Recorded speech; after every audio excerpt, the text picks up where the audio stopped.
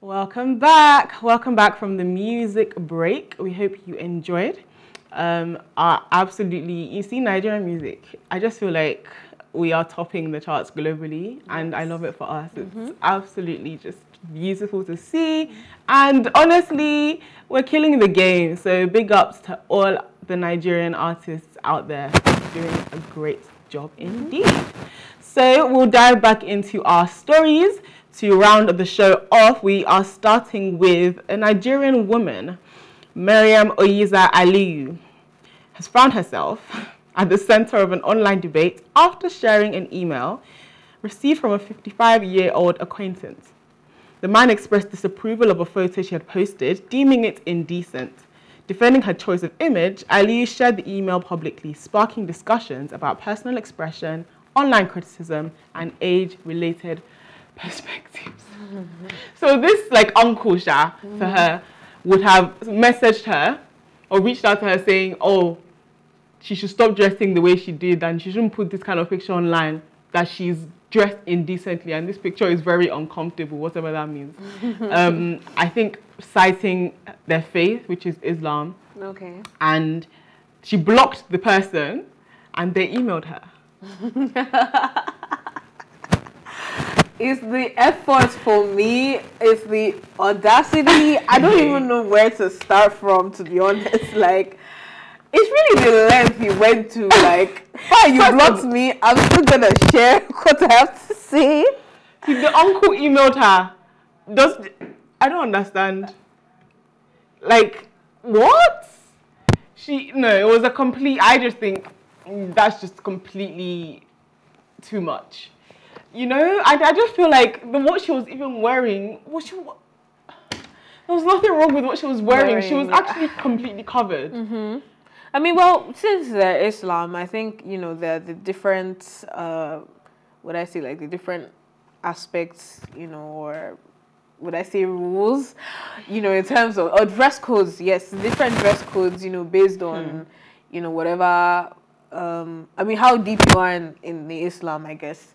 So, I mean, there's that side, but the fact that he really sent the email. I feel like, to be honest, Miriam, you're just representative of almost every Nigerian girl's experience, unfortunately. Actually. Because I think, honestly, the Nigerian girl that hasn't had unsolicited advice or comments from people about her appearance, they're in the minority. And it's not necessarily in inappropriate comments or whatever it is, but it's just unsolicited and rude sometimes. It's also sometimes even from the same sex. So it could be another woman saying, oh, Mololuwa, you're fat though. I know. Mololuwa, you're adino. It's just like, what exactly is it that you feel like people don't see in their mirrors that your own perspective offers? And what exactly is it that means that the energy that you are using to speak of other people, you fail to use for yourself? Because a lot of times these people themselves are overweight. Even if you're not overweight, there are things about you that you can work on, but you're using your own eyes to see the plank in another person's, I mean, to see the speck in another person's when there's a plank in your own. I just feel like respect, the culture of respect sometimes allows for older people to be absolutely rude. Yes, I totally agree. And you just need to. Some of these people too have terrible fashion sense, but that's another conversation for another day. I don't think it's your business, honestly. Like, as long as something doesn't affect you, or, you know, even if you were going to say it, there's a certain manner. There's a time and a place. But they'll always pick, you know, the family gathering or church in front of your friends, or, you know, it's just, no, I'm sorry. It makes it seem, even if your intentions were pure, it does make it seem questionable. Because if you were truly so concerned and you really cared, would you not pull me to the side and be like, oh, Mololuwa, is everything okay? At least check in on my well-being first before you start offering comments that I didn't ask you for. Right? And because you know that because of culture, the likelihood of me being able to talk back is slim, you feel like you can say whatever you want to say. Bro, this is 2024. When this Sorosuke generation, if I come back and You'll cry. I feel like it's even worse because a lot of these people don't even have anything to actually offer. Like they don't have, would I say, solutions or sustainable solutions to offer you. Like they just want to get it out there. Like, oh, I noticed that you've put on so much weight. Like I remember there was this one time I after my graduation I traveled for a couple of months and then I came back, and obviously there were like different circumstances surrounding, you know, the trip. First of all, I'm in a different environment. It's not like, okay, I'm working or whatever, and obviously I had added a bit more weight, and I was actually, I greeted this lady. Oh, but we're not even close. Was this when you got back?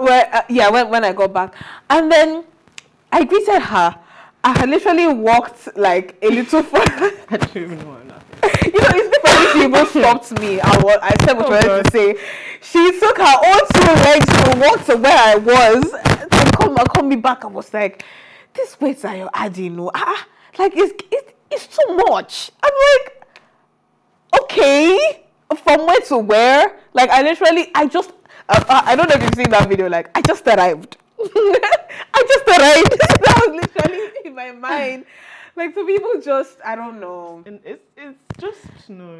There's no appropriate timing. There is no, you know, proper approach to the whole thing. They just feel like, oh, we just have to be blunt, or we just. And I don't, on this particular occasion rather, I don't understand what the man had to gain by emailing her.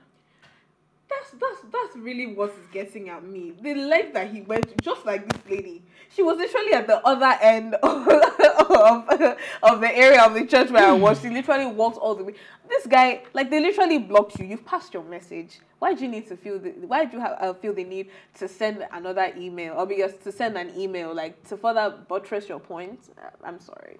No. This was just doing too much at this point, and it's like if she didn't get the message the first time, it's even if she didn't get the message the first time, like you've already passed your message, so why do you feel the constant need to just no, I'm sorry. Honestly, let's please do better, okay?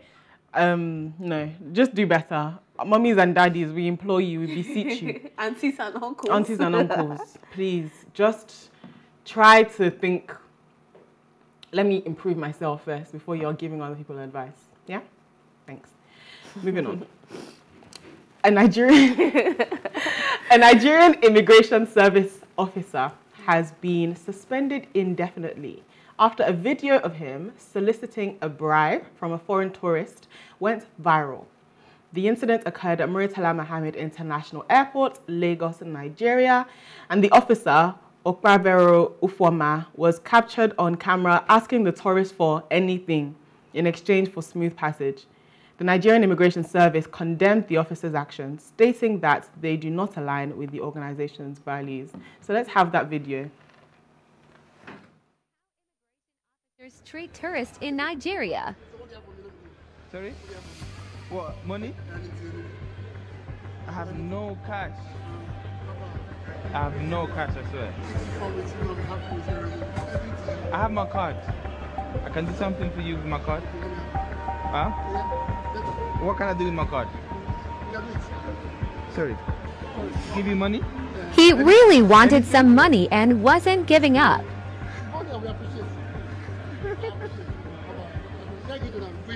Huh? No, I have, I'm going outside. I have, the problem is I have my card on my phone, like this, look. And if you want, I can maybe buy you food, do something for you. This is how immigration officers treat tourists in Nigeria. Sorry? What, money? I have no cash. I have no cash, I swear. I have my card. I can do something for you with my card. Huh? What can I do with my card? Sorry. Give you money? He really wanted some money and wasn't giving up.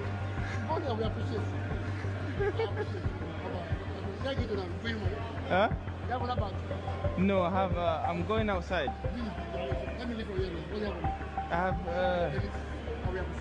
the problem is I have my card on my phone, like this, look. And if you want, I can maybe buy you food, do something for you. Honestly, first of all, it's the look on his face when he saw the card. So yeah, I'm not that I'm happy, but I'm also happy that this video went around, because it will also kind of help other people straighten up. On the other hand, it might also do, you know, it might make people a bit more secretive, but to a large extent, it will help other officers straighten up, because it's, I don't know. I don't know. I feel like, first of all, I'm even surprised that this guy was able to film this much. Yeah.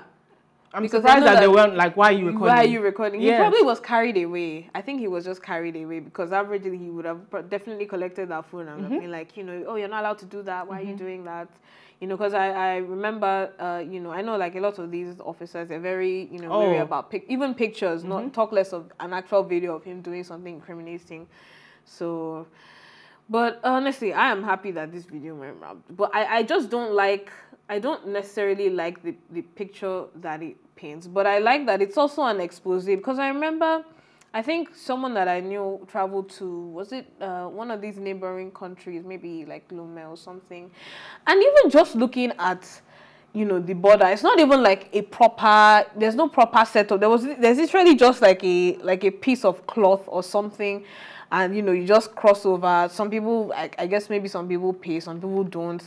And it's just like, really, we're talking about insecurity. We're constantly battling, you know, insecurity in the country. But it's like, look at even the way the border is physically.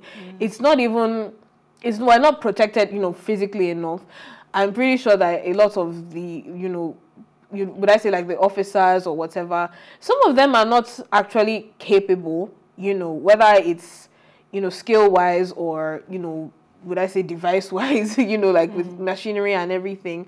So, I mean, it's a lot. And then seeing this is at the airport. So it means if he actually had malicious intent, you know, for the country, or, you know, if his intent to come into Nigeria was even harmful, so he would literally just jeopardize us for how much?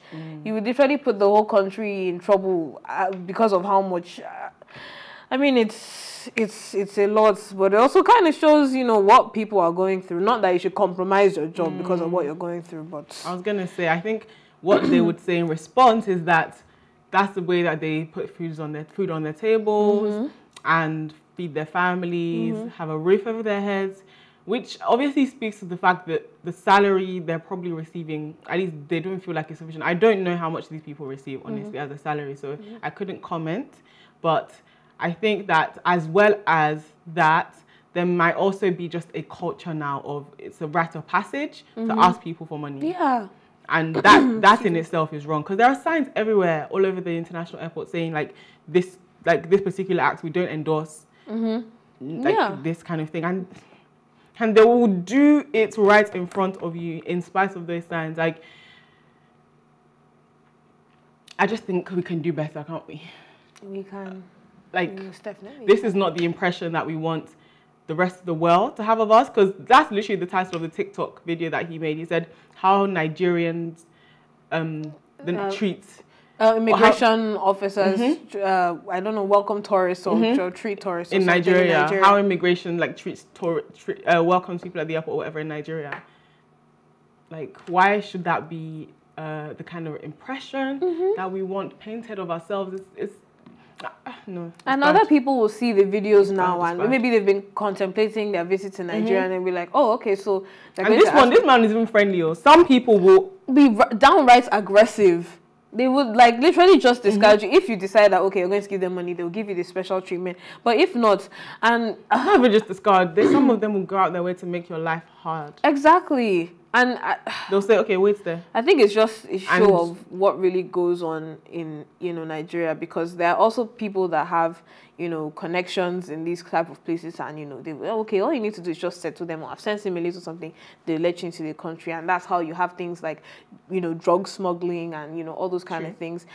And it's like, it's just become a culture like, oh, you need to make connections. In fact, you know, I sometimes have, there's a high tendency to have a warped view of what genuine networking is, when people just feel like, oh, you know, they'll tell you, oh, you know, go out, you know, make connections. It's good if they're, you know, made genuinely, but then, you know, actually cutting corners and doing, you know, you're doing something wrong, but then because, you know, you have someone who's willing to just be bribed to, no, I'm sorry. I think it's just become a Nigerian thing at this point. Oh, we have connections, so let's just bypass. Like, I'm sorry.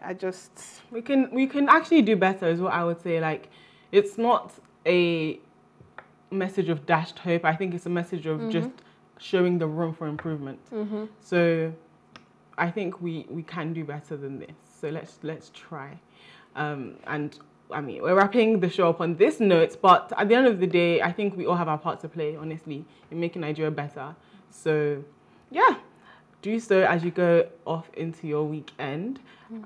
This is, of course, where we draw the curtains. You have been watching Tea Time. And remember, you can always catch up on our previous episodes on YouTube at PlusTvAfrica Lifestyle, as well as on television, on RTTV in the UK, and on Ben Television and DSTV channel 408. A big thank you goes to my co-anchor, Lydia. Thank you. And of course, the entire production team. And of course, yourself. Thank you so much for watching Tea Time on Plus TV Africa. My name is Mololua